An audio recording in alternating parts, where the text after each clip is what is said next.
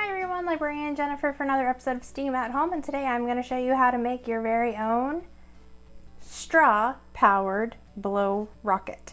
So here we go. First you're going to need 2 straws. You need a larger one and one that is a little bit more narrow that will actually fit inside the other one.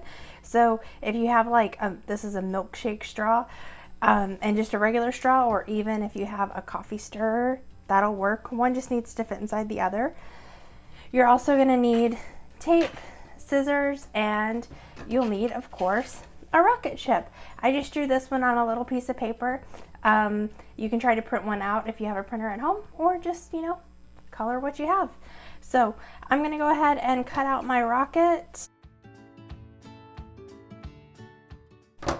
And then I'm going to use my pink and my clear straw. I'm going to flip my rocket over. I'm going to take my wider straw and I'm going to cut it in half.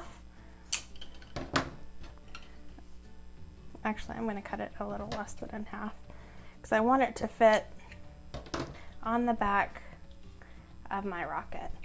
I'm going to tape off one end of it because I want it to be completely closed because we don't want any air coming through. There we go. It's nice and closed off.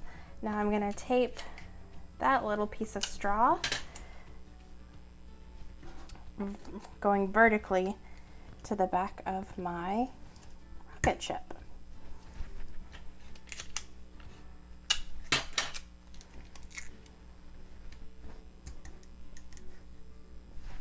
Now to launch this, I will stick my other straw inside, flip that over, and now all I have to do is blow into the other straw, and that's going to make this whoosh fly away.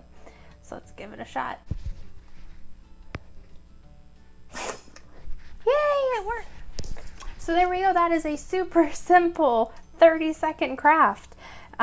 If you guys are watching on YouTube, don't forget to like and subscribe.